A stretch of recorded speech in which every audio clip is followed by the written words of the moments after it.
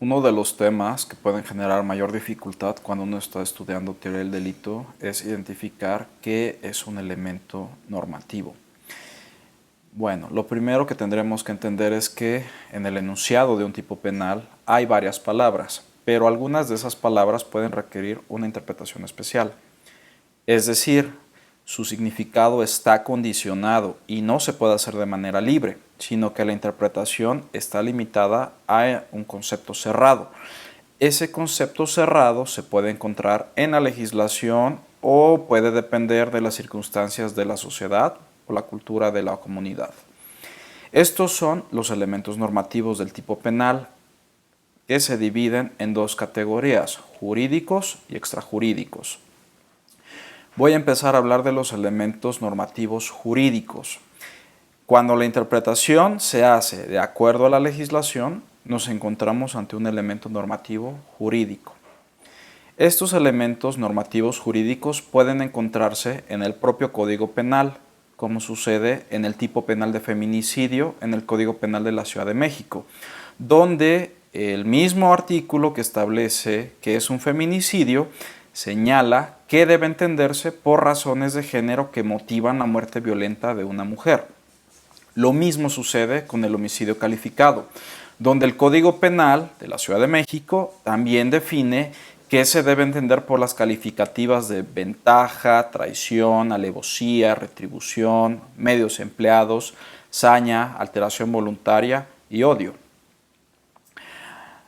Por otra parte, también es posible que los elementos jurídicos no se encuentren en la legislación penal y haya que recurrir a una legislación diversa.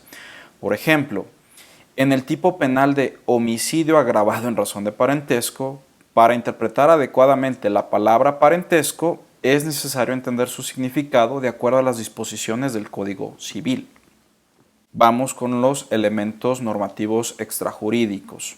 Estos no se encuentran en la legislación, sino que su significado depende del lenguaje, del contexto social y cultural e incluso de los conocimientos de una ciencia, arte, profesión u oficio.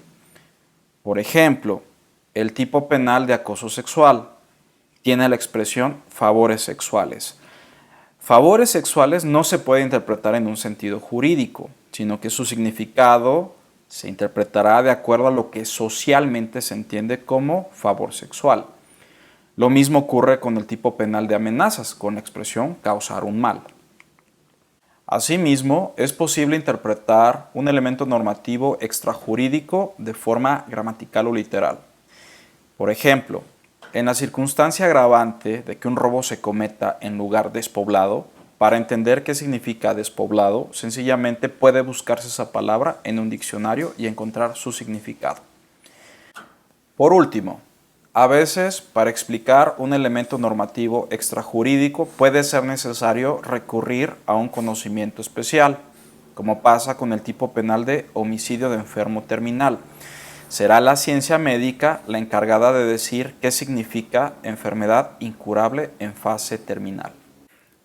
Sin duda, no es algo sencillo identificar si un elemento normativo es jurídico o extrajurídico, ya que esto depende en gran medida del conocimiento que el penalista tenga de toda la legislación existente, lo que le obliga no solamente a estudiar la legislación penal, sino también a estudiar las leyes de otras materias.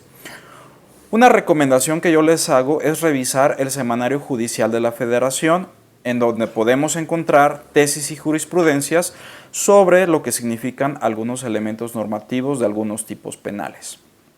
Muchas gracias por ver este video. Nos vemos en el siguiente para seguir aprendiendo teoría del delito y derecho penal. Hasta luego.